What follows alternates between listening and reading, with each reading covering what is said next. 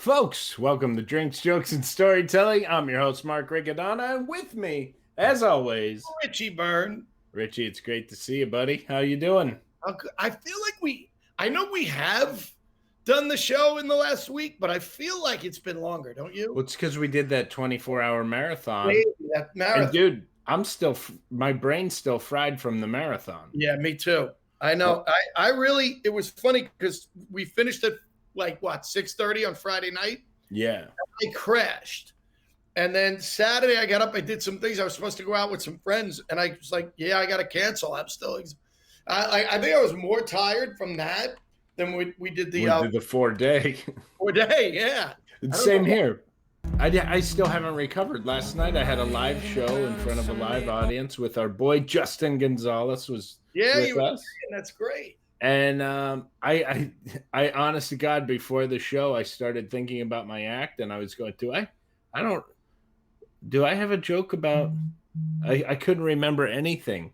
It was like, and I realized I'm still a little groggy from the marathon. We did a great show. We were in Magnolia, New Jersey. Right. Justin came out and did a little singing. And then we started the show. We didn't do the show we wanted because they had a couple people they wanted to put up the venue.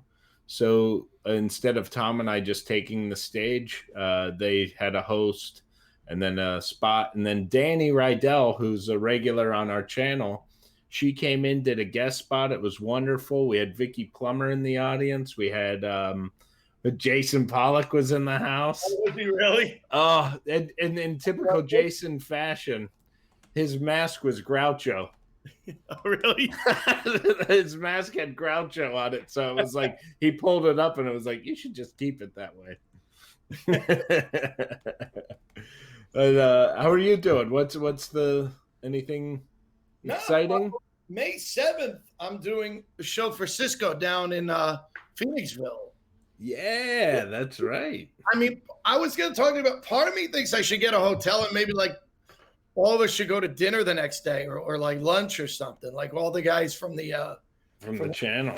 You guys are all down there, right? Jason, yeah, Justin's down there, so I'm looking forward to doing the show. It's good. I have a live show tomorrow night here in Long Island for Mike Keegan. Oh, nice. So, hey, c'est bon. C'est bon. There's Mike Rowe in the house. This is Venice. Mike Rowe. If you donate during this show, it's still going to Mike Rowe. We're going to try to keep the week going. See if we can round that money up before we hand it over. I'd like to make a couple more bucks for him. Yeah. We also have the comedy therapy guys have Richie and I doing a workshop on hosting and warm up that you can check out on the 29th or 30th. Will be we're not sure which one, but come to one of them. Go to comedytherapy.com. Check it out. 24-hour thing. So yeah, we got a great show today. I think we should just get right into it. I think we did enough up top banter. We don't have to switch over to Twitch. We're already there. So good. This is going to be a lot of fun, but we'll play a little transition video. Tom, if you have a video that we can pop up, and then when we come back, we are going to be with JD Shapiro, who's I consider a very good friend. He's a writer, a director, a stand-up comic, and I absolutely adore him. So when we get back from this video, we'll be joined with JD Shapiro. Are you not entertained? That they may take our lives, but they'll never take our freedom! Why so serious? But what I do have are a very particular set of skills. Skills I've acquired over a very long career. Skills that make me a nightmare for people like you. Well, I'm not good at it. I want you to get mad. You've got to say, I'm a human being. God damn it. My life has been. I'm as mad as hell, and I'm not going to take this anymore. Yes. We are back, and now we're with JD all the way from Spain. Really? Well, I got to say, I've never met Mark in my life. I have no idea why he said that, but you know that's how show business works. You just need to know that. It's my very good friend, It's very JD Shapiro. Introduce you to someone super famous, someone who, yeah, no, I've known Mark for, wow, when did we meet? Like 15 years ago or so? It was probably about 15 years ago. Do you know how much I appreciated your friendship? You know what I still had and I just found on my bookshelf? Knights of the Not So Round Table. If you guys are interested and want to buy JD's script, I can set. I'm selling it. Yes. I need the money. It's worth at least as much as you need for kindling. This actually, it's an amazing script. It's very funny. comedy. Thank you. Yeah. Yeah, it's in the. I haven't set it up yet, but I need to focus on that because the world needs some laughter now. But it's in the vein of what I did with Robin Hood Men in Tights. Yeah. It's Great. yeah. Well, before we dive into talking about that, we start every show with a drink and a joke. So let's go around the horn and see what everybody's drinking. Richie, we'll start with you because I have a feeling I know what you're drinking. I'm drinking J-Mo today, which is I'm probably going back on the wagon tomorrow, but for right now, little J-Mo. I was expecting Johnny Walker. I can't believe it. I know, but I had a little bottle of J-Mo from something I did recently, and I said, let me get rid of that. It was like one of those. How about you, Tom? What are you drinking? And I am going with Black Label today because I do enjoy that as my early day drink. It's 5 o'clock somewhere. I had a bottle of that gigantic bottle of Sky vodka that I've had since the beginning of the pandemic. So I have a little vodka and I put some seltzer in there. What do you got, JD? You're going. Well, in my namesake, I've got Jack Daniels. So In a Nice. flask. I think that's our first flask. I know. I love it. He has the look, the mustache, and then he has the flask. I feel like after the thing, he's going to hop on a horse and go. He's a regular gaucho. Actually, I've got my Don Quixote uniform waiting, and my stag is outside. I love it. Cheers to you, man. Thank you for coming. Thank you for being on. Thanks for having me, guys. So, Good to meet you guys, and I love seeing Mark. So Can't the believe second, he'll be married with kids. We can talk about that later. yeah, we definitely gotta catch up because Mark I is didn't proof even. that people should have to get a license before they have kids. You got to see his kids pretty much take care of him. Oh, that I believe. Yeah. Totally. Hey, can you get daddy's clothes out of the drawer? I can't make it over. I'm too hungover. It's weird when your 5-year-old is your designated driver. I make them wear what are they put on the big trench coat and they stand on each other's shoulders. They drive me around town. So the second thing we do is we like to always tell a joke, and so we're going to put JD on the spot here and ask if he has a joke he'd like to share with us. Yeah, as a comedian, I've gotten no. Okay, the only joke that comes to mind is one.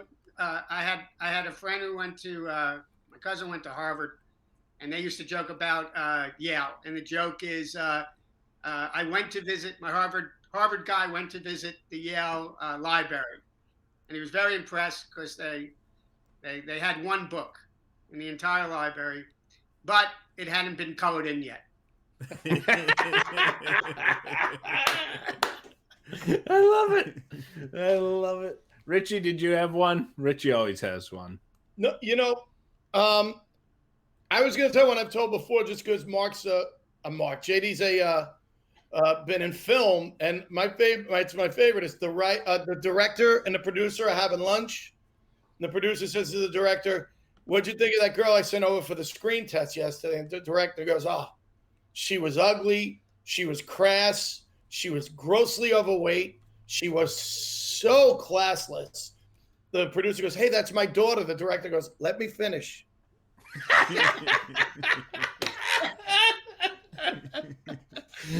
I never heard that one. Let me finish. So I guess we were just talking about it. Let's dive into tell us a little bit about how you even got started into what came first, stand up, Yeah, that's a good film, question. writing. Oh, yeah, no, stand up was way later on. Never grew up thinking about being. I always appreciated stand up comedy, and in a way, it influenced my life. I grew up. We had this. I had this one friend, and when I go to his house, we weren't allowed to watch TV. His parents would put on these, make us at the time listen to these comedy albums. But in retrospect, it greatly influenced me. Everything from Lenny Bruce, Richard Pryor, Mel Brooks, 2000 or whatever, 2000-year-old man, Monty Python. So I'm 8 years old, I think, when I started to listen to this stuff, being like, oh, I want to watch TV. And that greatly influenced me. But I started out acting, actually. I got into HB Studios. Uta Hagen used to yell at me all the time, which I heard was a good thing. Meant she thought it was good. But man, she would yell at me, what are you doing? It's too big. This is the camera. It's right here. Shut up. You. She was great. That really wasn't her accent, but it sounds better if it's like a thick German thing. Yeah. But, It makes you a little more scared. Like, she was very scared. In retrospect, I don't know how scary, but back then she was very scary. And but I started doing some plays and some commercials and stuff, but I always was wondering behind the camera or talking to the people behind the stage.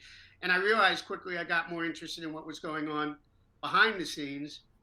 And so my goal was to be a director. Now, my mom says I always wrote. She tells a great story that I'm dyslexic, but I wasn't diagnosed at the time.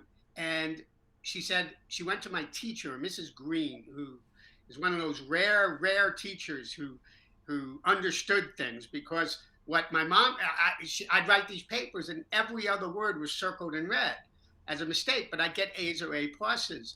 And my mom went to Mrs. Green and said, I don't understand why you give him A pluses or A's. And she said, I think he's very creative. And if I start getting down on him for spelling and grammar, I'm afraid that will end. Oh, wow. I'm lucky. Wow. Wow. Yeah. What a great teacher. Yeah. I'm incredibly lucky, because I would believe, 99.9% of the time the teacher would have been, and it might have killed my creativity. So I got interested in directing.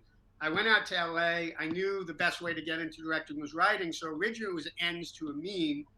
And then unfortunately, I guess I was good at it and I started making money. I say unfortunately because writing is a terrible business. I have two quotes I love, and I'm going to forget the second one. One is from Ernest Hemingway, which is, writing is easy. All you do is sit down at the typewriter and bleed. and the other one is about, oh my God, it's from Dorothy Parker, and it says something like, the second greatest, if you have a friend who wants to be a writer, the second greatest thing you can do is recommend this book. But of course, the greatest thing you can do is shoot them now while they're still happy. I've never heard a quote from Dorothy Parker that didn't make me laugh out loud. She was, I would have, to be part of that, the Algonquin group, to be able to, that must have been incredible to be around those people, especially her. Her wit was so quick. I mean, it was so quick. What was her line? She had a line about drinking martinis at a party. And she said, after one martini, I'm the life of the party. After two martinis, I'm on the table. After three martinis, I'm under the table. And after four martinis, I'm under my host. I remember that one. Yeah. That was the inspiration of our Friday show. We do a show called the Round Table, and it was, an inspiration from that crew of trying to get some of the great brains together. I mean, not that Richie and I belong at that table, but But we like to invite people on that make us look smart because we know them. Yeah, I mean, you know this. One of the things I miss about being in the States right now is after comedy shows, we get together and we'd go out and, a bunch of knuckleheads really, but we had more laughs than the audience did watching our shows because we were just, Yeah. busting each other's chops and whatever might come up. That's one of the things I miss the most about being here because I did stand up once here and it was great because none of the audience spoke English, so I could just make believe I was. It was like being at a Rigodonna gig. Nobody understands anything. But that's the whole point of why Richie and I wanted to start this entire thing is you get comics, you're hanging out, you're having a drink after a show's over. That's more fun to me than the show. I laugh so hard. I enjoy the company. I enjoy the camaraderie. I enjoy the ball busting. And I really just, I absolutely adore that part of this business. And well, I've heard athletes. It might have been Michael Strahan who talked about it, but other athletes talk about how that's the thing they miss the most is the camaraderie with the other players. Yeah, even more so than the games sometimes. I love that feeling of being on stage, even when it doesn't work. And there's a lot of times it doesn't work. But afterwards, that should probably be the comedy show. We should probably pull an Andy Kaufman. You and I should do this. We should get a couple of, the three of us or the four, if you want to join too, should do a show where we're just on stage, forget the audience is there, and just tell each other stories. Dress the stage like the green room, and we're all sitting back there waiting to go on. Yeah, and depending what green room it is, it's going to be really disgusting then. Yeah. Have you ever been in the green room in the Comedy Store in LA? No. No. I can only imagine. Dangerfields was a treat. Yes. I don't think they haven't changed anything. I don't even think they've cleaned it. No, I don't think so. No. The worst was, and I after one time I didn't stay there anymore. But the worst was actually the apartment that Mitzi Shore owned for the Comedy Store in San Diego. When you played San Diego, that's where you stay. Truly. Comedians were all over the place because their shit was all over the place. They were renting. I probably could have scraped off stuff and cooked up Sam Kinison easily. It's like Jurassic Park. We can get his DNA. Yeah. Yes. You could have cooked him up and smoked. It's not coming from a fly. So you go out to LA, you find out that you're making money writing. What's one of the first paid gigs that stick out in your head? Well, the one I remember. So I wrote I'd written a screenplay, worked on it. I got it to a few people, and there was a producer who was wanted to make a movie about kids who were great at video games, and it was called. And they get the military rounds them up, and they get put into a real war situation. I got paid. It was my first professional gig. I got paid $500. Or I got paid $1,000. $500 to start writing the script. $1,000 when I handed another $500 when I handed in the script, and if the movie had been made, I get another $9,000. Now it's the least amount of money I've ever made by far as a writer, but that was I had become a professional, at least in my mind. So that was my first paid gig. The second one was Men in Tights. Nice. Oh, wow. Did they make the first movie? They made it? No. I found out later on that something like out of about 6,000-7,000 screenplays written, one gets sold. And out of everything the studios buy, books, screenplays, everything, they made around 5%. I was naive to how it works. Yeah. Wow. The average independent, less than 3% of independent movies that get made ever see the light of day. The odds are extremely high, but I don't mind knowing the odds because that's the way that you have to figure out how to get around them. But yeah, that one didn't get made. The second one, luckily, did get made. And how did that? Thankfully, I got a lot more than $500. How did that come about? Men in Sorry? Tights. How did Men in Tights come about? It was your idea, right? Yeah. So I go to a dentist, and I didn't realize everyone in LA at that time. I'm pretty naive. Wants to be in the movie business. Anyway, I wrote something like, I want to, a budding writer, director, blah blah blah. So he said, and he walked into the office. I never met him before. He leans into me. I'm in the dentist chair, and he goes, "Is it safe?" Now that's the line from Marathon Man when the dentist then tortures the guy. Right. So we instantly hit it off. He invites me to dinner with his wife, and he talks about some of his patients, and one is a guy named Emil Buis. And he said Emil started Brooks Films for Mel in the 70s, I guess 70s.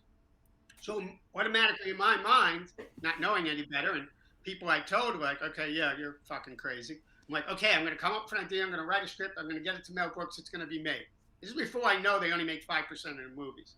So I started thinking of ideas, and then I saw the Kevin Costner Robin Hood, and I was a huge fan of the Errol Flynn one. And the Kevin Costner didn't quite have the magic. And suddenly I just, bam, stuck on, instead of Friar Tuck, Rabbi Tuckman. So everything came from that moment.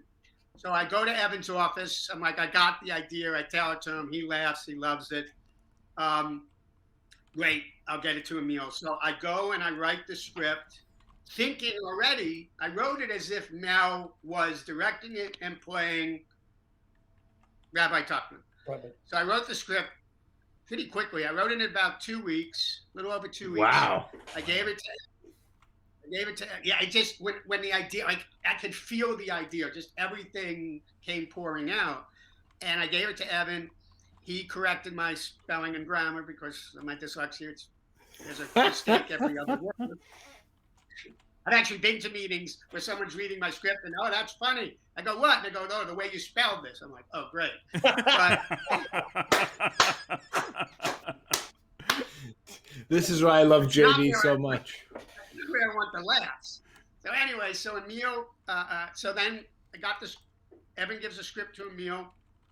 I go to Emil's house on a Sunday. I meet with Emil. He was from Belgium, very quiet, would speak. He was a really fucking intelligent guy. I learned quickly. But he said at one point, well, you're a little crazy. Mel's a little crazy. I think this can work. So he gave the script to Mel Sunday. Monday, I get a phone call saying Mel wants to meet with you on Wednesday. So I'm practicing. I was nervous. It was the first. I don't get nervous so often. I grew up in North Jersey in Hell's Kitchen, and it takes a lot to get me nervous, but I was. And I thought, okay, how am I going to, when I introduce myself, should I say like, oh, it's good to be the king, or the Inquisition? All I did was shake his hand and say, nice to meet you. And I sit down at a table, and Mel starts pacing. I bet you think this is the best script ever written. I bet you think this is the best fucking script that's ever been written in the world. And I said, well, Mel, I'm hard on my work. I reread it before I came here, and I still think it needs some work. Oh yeah, how much work does it need? I said, I think it's about 75% ready to shoot, a shooting draft. And then he said, okay, yeah, but that other 25% is a lot of work. So we started talking, and he said, if you could have anything you want, what would it be? I said, anything? He's like, anything. I said, you produce it, I direct it. That's not going to happen. So he goes, okay, kid. He started calling me kid or the kid. Okay, kid, get out of the office. I'll think about it. By the time I got home, I got a I had a message on my machine. For those of you who don't know, there used to be these machines that would give messages to people. And it was from Mel's assistant. Can you call? Mel wants to talk to you. Call up. Do you want to have lunch tomorrow? Yeah, of course. Okay. So we had lunch and ended up, that's the rest is history. Wow. Although there's a lot of, I can go on and on and on about stories. Here's one of my favorite ones. We're at the commissary one day, and I'm blanking on his name, James Bond. Sir Sean Connery joins us. So chatting. And then Mel says, oh yeah, I'm doing this movie, Robin Hood Men in Tights. And then, so I say to Sean, you should play King Richard. Now Mel looked at me like, Jesus Christ, this kid has balls. And Sean goes, well, you know, I've played Robin Hood, Lottie. I said, yeah, in Robin and Marion, I know it well. And he was, I think, a little impressed that I knew it. And he takes a moment and he goes, what if I play Queen Richard? I'm like, Queen Richard? What do you mean? He goes, now come in as Queen Richard. I wear a dress and a tiara and earrings. I'm going, oh, Robin, oh, Robin. And I'm like, are you being serious? He's like, yeah, I think you'd be laugh. It'd be great. And I'm like, holy fucking shit, this is the greatest thing in the fucking world. I'm going to have, you know, when you talk about a man's man, I mean, you know, through the history of time, who is there? John Wayne, somebody else, and Sean Connery. Yeah. This is awesome. And Mark Rickard. So, what? And yes, of course. Well, I mean, yeah, if you want real man. That's true, but he wasn't available at the time, and he was only 10. So I'm super excited, and then it went off the rails because Mel was we went back to the office and Ann was there, Ann Bancroft, his wife, and when Mel said, "Oh, we just had lunch," with I Sean love that you Connery, just said Ann was there, like, yeah, no big, like I talk about Richie. You're talking about. What did she say? You know, I'm from Hollywood. Actually, if I know someone, I don't have to say Ann. I can just say was there. If I'm sitting in the same restaurant, like I was sitting in the same restaurant once with Brad Pitt. Now I know people will say I had dinner with Brad Pitt. I won't go that far, but because I was in the same restaurant and he walked past me, I can just say, bruh. So it's a Hollywood thing, you know. And I'm sorry, I'm not trying to name drop, but if I know someone, You sound drop. Friends of Anne. What? You sound drop. You don't name drop. You just sound drop. Syllable drop. Exactly. Yeah. Right. So was really flustered that Sure was there, and when she left, Mel was really jealous. And then ultimately, the studio was excited. Sean Connery's agent wanted $1 million for the day. It was like, done. The studio would have put up the extra money. And then Mel blew it out of the water. And ultimately, I thought it was because of Anne, but Mel didn't want the attention. He knew that this would be such a talked about ending that Sean Connery in the movie would take over from him. And so that ended that. You know, it's supposed to have Sean Connery in a dress in my movie. Oh, Robin. This is the movie too that also kind of launched Chappelle into the ethos of fame. Yeah. Okay, I'm gonna pat myself on the back. So we want you to. Let's hear this story. Mel wanted a comedian who I won't name, Eddie Griffin, and Eddie came to the first meeting with his bodyguard. Now understand, Eddie wasn't a big star, and we were on the Fox lot. It's pretty safe. Came with his bodyguard, ex-New York Giant, who fell asleep. And I was like to Eddie, you realize I can like chop him in the neck and kill him in about 3 seconds. He's sound asleep, and then I can kill you. The next meeting Eddie came to, he brought his writer. And I'm like, And I'm thinking, well, Mel's not going to have under this because I'm not. And I'm like, look. Because he's like, Eddie is a black man this and Eddie is a black man this. I go, whoa, this has nothing to do with black and white. we've spoken to Eddie Murphy about possibly playing Robin Hood. This is the sidekick. Yes, Patrick Stewart was fucking awesome. Yeah, he was. Anyway, someone just this, he's a terrific guy. This was the sidekick role, blah, blah, blah. Anyway, he leaves, and I'm ready, because I'm like, okay, well, good, this is done. And Mel was like, oh, I still like him. He reminded him of, and I'm blanking who the actor was in,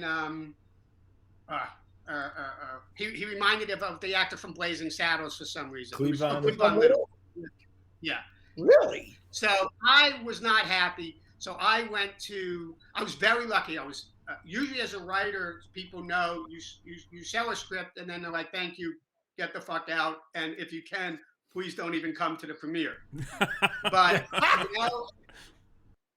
it's true. Yeah, actually, you have to, the WGA put it in the contract that the writer has to be at the premiere. Now, personally, I don't like seeing my movies after they're done because I just see what I didn't get. So I have to be dragged to premieres a lot of times. Although now the flip side is there are contracts that actually say you have to be at the premiere and we will fly you there if you're not in town. Anyway, so I go to we had 2 casting directors. I went to our main casting director. I said, look for other people. And so she's looking for other people. In the meantime, I'm negotiating with Eddie's agent at William Morris, a guy named Lee Stallman. And Lee keeps upping the price. And I'm like, okay. I'm like, Lee, Mel is fucking cheap. He's not, Mel's like, but this is a great crossover movie for him. He doesn't know a white audience doesn't know him. But Lee keeps upping the price. And then so I finally convinced Mel. I'm like, I found some people. I hadn't yet. Let me just show them to you.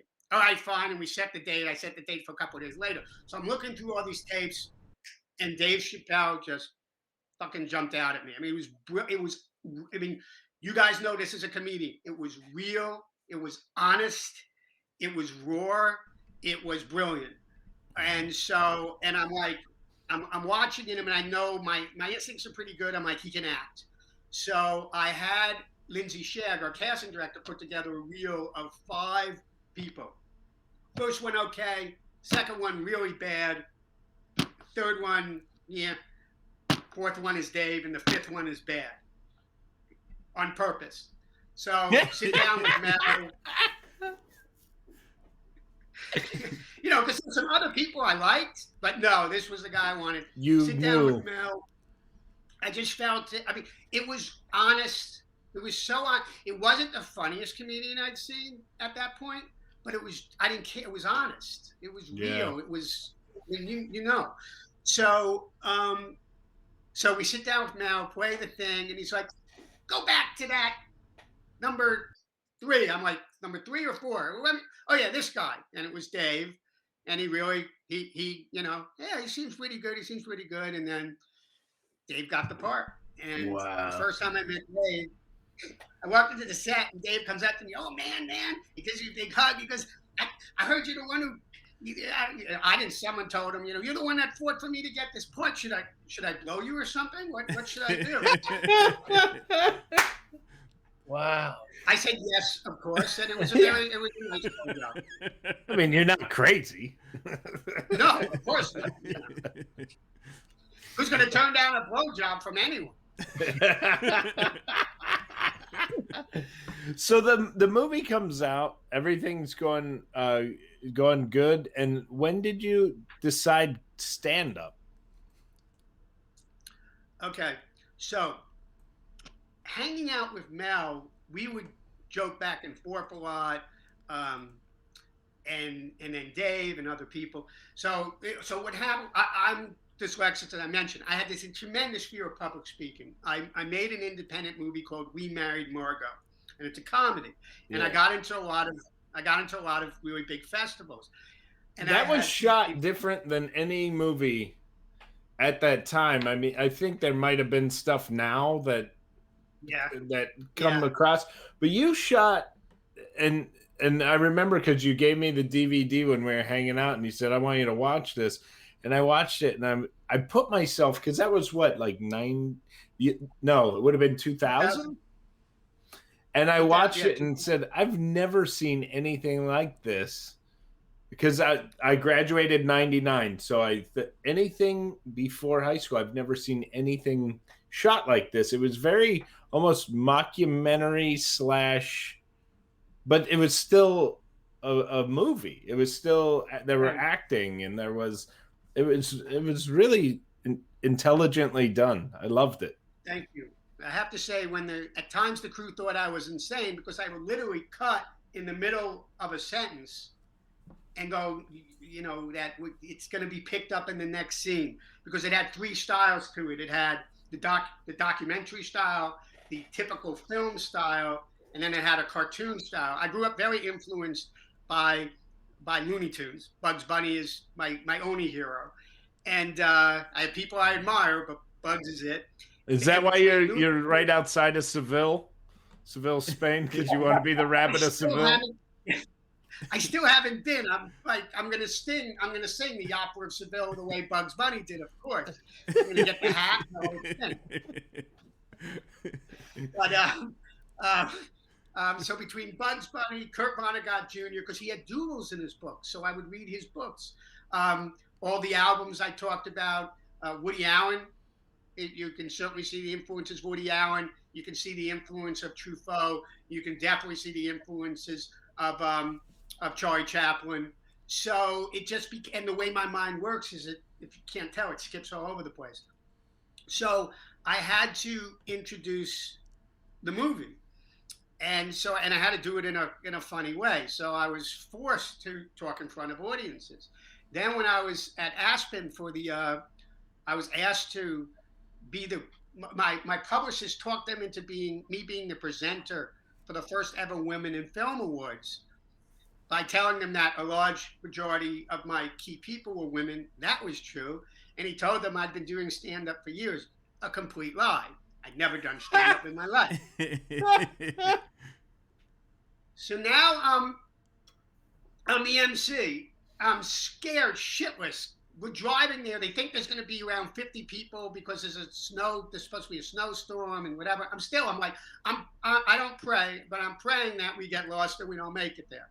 And on the way, I want a drink. I got to get a drink, and there's no place, everything's closed. So I get there, and Gail Ann, no, it wasn't Gail Ann. No, Gail Ann Hurd instantly hated me when she first met me, when she found that I was the MC. They had a big MC and he dropped out. Anyway, I get there, and one of the other of the three women, I'm blanking on her name, says, Roller Girl is here. What's her name? Beautiful actress. Graham. Yeah. Graham. They'll probably be the MC. And I'm like, great. So I go up to Heh. I go to Heh, and I say, oh, you're going to MC? And she's like, I'm not MCing. I go, why not? She goes, I'm not funny. You're funny. I said, who says I'm funny? No one says I'm funny. So we go back and forth. Whatever. So now I'm the MC. I'm looking for a drink. The only thing they have is wine. I'm like, that's not going to work. I did what I did in sports. I played in high school and a little bit in college football. And I would go wrestle and punch out the locker. So I go into the bathroom and start beating on a stool, not realizing someone's in it. And scared the shit out of that guy. So 50 people is 300 people. I go on stage and I say, I forget what the rest of the act was, but I remember the opening line. And my sisters, who were part of my producers and other producers, said it was real interesting. The press was kind of like not paying attention. You started, because, first they had a few people speak and start. But after I said the line, all of a sudden they said every camera and eye was on you. And it went amazing. The opening line was something like, here we are at the first annual Women in Film Award. And once again, women are being screwed over. Not only do you have a man as an MC, but you have a man that nobody has ever heard of. And because I knew they were all thinking, who the fuck is this? So it was a great, at the end of the evening, Gail Ann Hurd runs up, gives me a big hug. We have to do movies together, blah, blah, blah. But I was still scared. Then my cousin calls me up, a second cousin once removed, whatever, and asked me to be the keynote speaker at her high school, which is like right in the heart of DC, somewhere, or not DC, but outside of DC. and I'm not the keynote. Well, yeah, I'm the keynote, but the person before I'm actually the warm up guy is Dick Cheney. So No pressure, JD. this is like 2003. Dick couldn't be there. He had business. What we found out is Dick had a heart attack or heart problems. But anyway, so I gave a speech there, and again, it went well. And I'm missing the big part. Before that, I'm in Aspen for the comedy festival because my movie's there. So I introduced the movie, and I had 3 people there say to me, "You should be doing stand-up." One was a woman named Randy Arbach, who was a manager at Brostein Gray. Another one was, well, actually, Donna and John Moffat. And John was one of the guys who ran the festival, and together, she always went with him. He had directed the best of comedians. The third person, I don't know if you know who his name is, but I asked him to come see my movie, and he was very nice, but he couldn't see he was going snowboarding. And I saw him a day later, and I asked how snowboarding was, and he said something. And we're in the Hub. The Hub was in the I'm blanking on the name of the hotel, but the Hub. And anyway, he makes a joke, and I make a joke, and the next thing I know, we're going back and forth, and I have this out of body experience because all these people are watching. Anyway, we went at it for about 10 minutes or so. I actually made some good friends. Dan Myrick from Blair Witch and I became friends because of that moment. Anyway, his name was Robin Williams. And so, wow. So we joke. I hug, and I realized I'm fucking doing, whatever. It was an out of body experience. And we ran into each other a few times, and he's like, where are you doing stand-up? I go, I don't do stand-up. And he was like, you should. And over the years, I'd see him in places in LA. The sweetest, nicest human being who is on the planet. And so finally, after, and then later I did the speech, and then I started doing stand-up. And of course, compared to what happened the first time I ever did it at the Women in Film Awards and the speech, it was terrible. The first gig I ever did was at the Laugh Factory. I go on stage with a notebook. Now, here's the weird thing. I didn't know comics all buy the meme notebook. No one told me this. But that's what I bought. I don't know why. Maybe it was osmosis. I have no fucking clue. So I go on stage with the book, and I take the stool, and people are laughing. I don't know why they're laughing. Put the book, and I'm literally reading my act because I'm so afraid of forgetting it. And the laughter gets less and less because they realize, oh, he's not doing a bit. He's not a bit. Reading his act. He actually doesn't. So yeah, there was a lot of blank stares in many audiences from there. I learned to let go later on about worrying about it. But anyway, one time, like people would come in drop in as guests at the Comedy Store a lot of times to work. I mean, famous comedians to work out routines. And I had to perform after Chris Rock a couple of times. I might have been doing naked jumping jacks. No one's going to pay attention. But I never heard the audience explode. The way it was, you would do your set, and then if you didn't, someone might hand you a note or you knew beforehand, and then you would introduce the next comedian. Mitzi gave you, this was the main room, I'm sorry, the original room, where you got 15 minutes. You can stretch it to 19 sometimes, go after that, then you'd be penalized. But anyway, so whoever it was announced, needs no introduction, ladies and gentlemen, Robin Williams. Now, it was a packed, the room holds 200 or something people, and was packed. And you could see the audience is not sure. And he walks on stage. It went insane. I mean, insane. Wow. So after the show, he sees me. And again, we used to run into each other. We weren't close friends by any means. But he sees me and he's like, JD. And I'm like, yeah. And he goes, so you're doing it? I said, yeah. And, and he gives me a big hug, which was rather disgusting because he was fucking sweaty. the BO, the hair. I just took a shower of sweat. But anyway, super, super sweet guy. But that's how I ended up getting into stand-up. Now, let me ask you, do you think that held any weight with like a Mitzi, that he saw you and went, "Oh my God, JD, I'm glad you're doing it"? Like, did you think it helped you move forward at all, or? No, because I'm trying to remember if I became a made. I think I was already a made man, and Mitzi wasn't there and didn't see it. And if she had, I'm not even sure she would have cared. I don't know if she would have cared, but I think I was already a made man at that. That's the expression, a paid regular Yeah. at that point. Okay.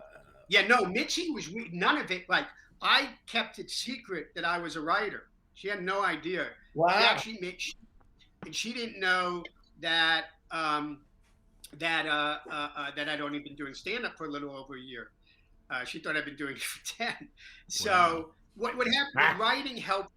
The writing helped a lot. I mean, I've been writing for that point for a decade. Well, my whole life, according to my mom, but professionally for a decade. Right. So although being a writer is very different than being a stand-up, I had the acting background, and essentially my stand-up had to catch up to my writing. But she saw enough there, and she made me a paid regular. And but yeah, when she found someone outed me that I was a writer, and it was weird because I had two bad things happen with Mitzi at the same time. She found out I was a writer, good and bad. So I meet with her. She wants to turn her story into a movie. So I set up. She finds out I've done all these things. I have a meeting with her, and I tell ICM. So ICM, then we all meet with ICM, and ICM makes all these promises, and of course, typically as agents, nothing happened. So she blamed me, even though everyone's like, you can't blame him. And then she was like, "Oh, I thought you've been doing stand-up for 10 years. I heard it's only been like a year and a half. And you're a writer." I'm like, "Well, you know I'm a writer." "Yeah, but you're a writer." And I'm like, and she's like, "Gary Shandling was a writer, and it took him 6 years." I'm like, okay. So I went from getting these great spots. I mean, great spots, getting a lot of, I mean, there was a lot of times it was late at night. I had just me and the piano player. But I was getting spots in the OR. She was sending me to San Diego a lot. And then it was like I was punished, and I was like, not getting a lot of spots. And then, she's like, "Oh, well, go practice in the belly room." And I'm like, belly room?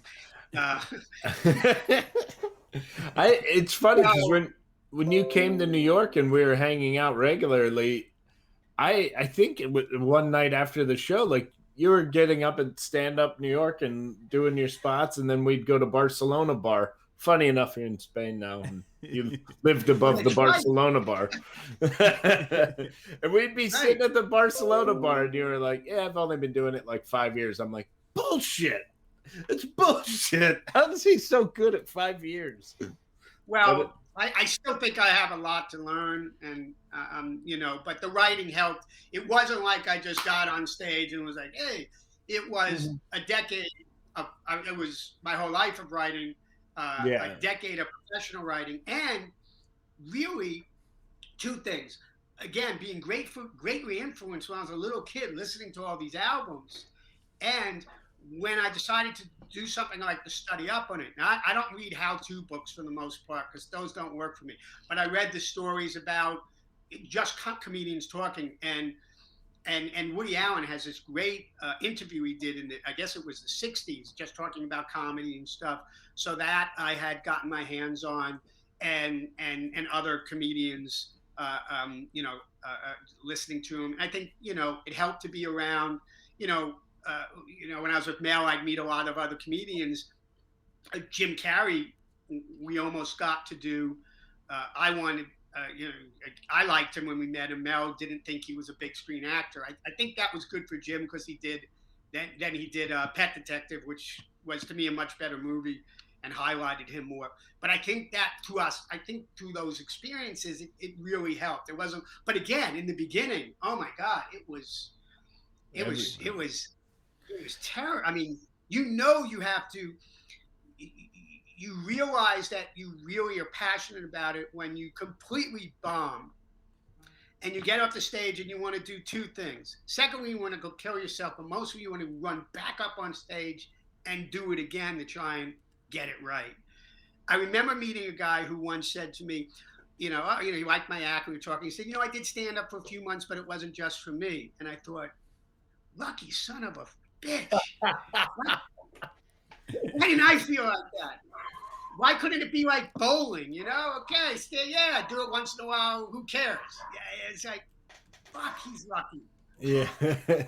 So I want to go back real quick because we talked about Margot. Then you did that in 2000, and it went out and it did really great with a lot of awards, and it was artistically you had to be like just beaming. It's again, I can't look at I look at my work and I think, I could have done it so much better. It was nice to get the feedback I got. But it had to be the film you wanted to make because it was different than anything I've ever seen. It wasn't like they took your script and put it into the regular machine and make it normal. Like you had this like beautiful out there movie. Well, I was either proud or stupid. I could have done it as a TV series first, which would have been just me as a writer, creative, executive producer, but not the director. And they wanted to make it much more typical at Sony. And William Morris wanted it to go out. The coverage was so good on the script, they actually resent it up for coverage because they didn't believe it, and it came back better. Geez, I sound like I'm so impressive. Trust me, I've done a lot of shitty things in my life. We're talking about the good stuff. We're leaving out the 90% of the stuff. This is Drink Jokes and Storytelling. We just play the hits. Yeah. This is a top 40 podcast. We play the hits. I could have done it as a regular movie, which again would have changed it, but I just felt like, what I'm proud is I made the movie for about $280,000, about $320,000 in. I shot it film. I shot it 35 millimeter film. I shot 3 different types of film on 2 different cameras for the different looks. And I shot in a ton of locations, mostly in LA, some in New York, 1 in Florida. So if someone said to me, hey, do you want to make this movie now? I'd be like, even on digital, I'd be like, are you crazy? And I shot it in 17 days.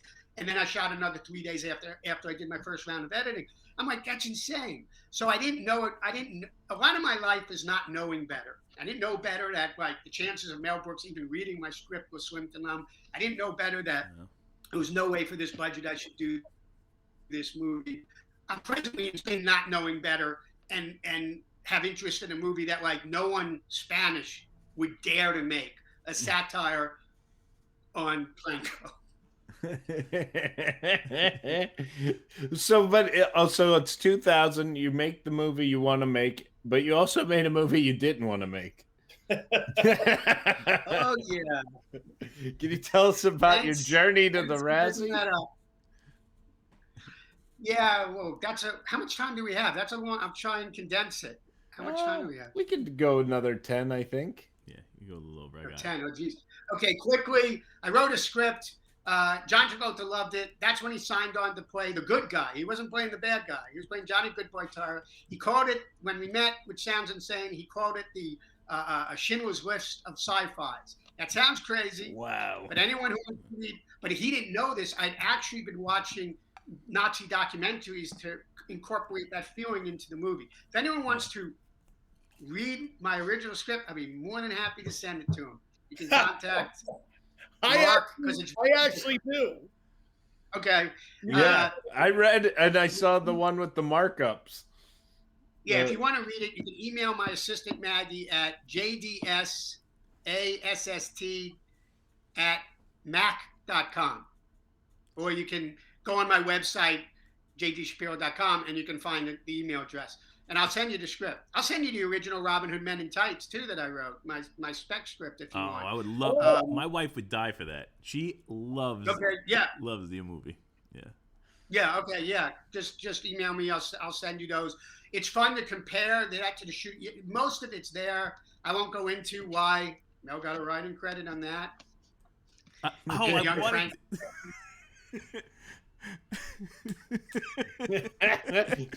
I think what we're saying is, JD, we have to have you back on. Yes. ASAP. I'm dying to hear that. No, it'd be great. You know, hanging out with Mark. It's only an hour, but it feels like a year. But if you ever get diagnosed and it's fatal and they give you a timeline, have me move in. I'll make it feel like you have a long way to go. That's perfect. You know what? I think you could actually make a lot of money going to hospice places.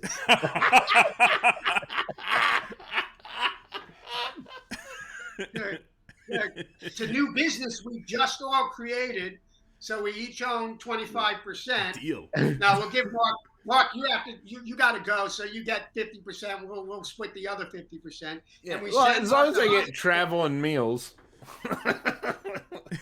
I'm sure that can easily be arranged, because you're basically giving people who have weeks left decades to live. Decades to continue their life. Do we have somebody next Wednesday? We should just have JD back for the follow-up. No, if he wants to come back. Can you come back on next Wednesday? Same time, same. Let me check with Maggie, but I think, yeah, because now's it, because I'm 6 hours ahead of you. So unless I have a dinner meeting, let me just check quickly if I have something. Not that if my calendar means anything, hers does. He's worse than Richie. Because I gotta tell you, I wanted to go back to Men in Tights, because Mel did that TV show when things were rotten back in the 70s. So I just figured that, and Dick Van Patten was in it and everything. And I always thought it didn't make it, and he always loved the idea, so let me make a movie now. I never knew that it was your idea. Like, that's amazing. Well, here's what you bring up a good point. So after like a few days or whatever that Mel and I were hanging out, he said, well, I did this TV series though when things were rotten. I said, no. And he said it spoofed the time period. No. So he got me, I think there were 6 episodes or 7. Something like that. He got me the episodes. I think I watched 2. I didn't enjoy it. But Mel definitely responded to the script because it was a world he loved, because exactly what you just said. Because he had done that, he loved the world. He wasn't happy that the series only lasted or whatever. It didn't quite. So yes, that definitely helped, that I touched on a nerve, which happens with a lot of people. You hit something. Sometimes it's just simply like, why would Angelina Jolie and Johnny Depp do the movie that they did in Venice? Because they got to go to Venice. Right. Sometimes it's as simple as that. Other times it's something inside. Like Mel and I on the good, like we argued a lot. We had good arguments that were creative ones, and then there were other types. But whenever we started seeing each other, I don't know who started this, but we would shake our hands like this, and like, talking days of yore.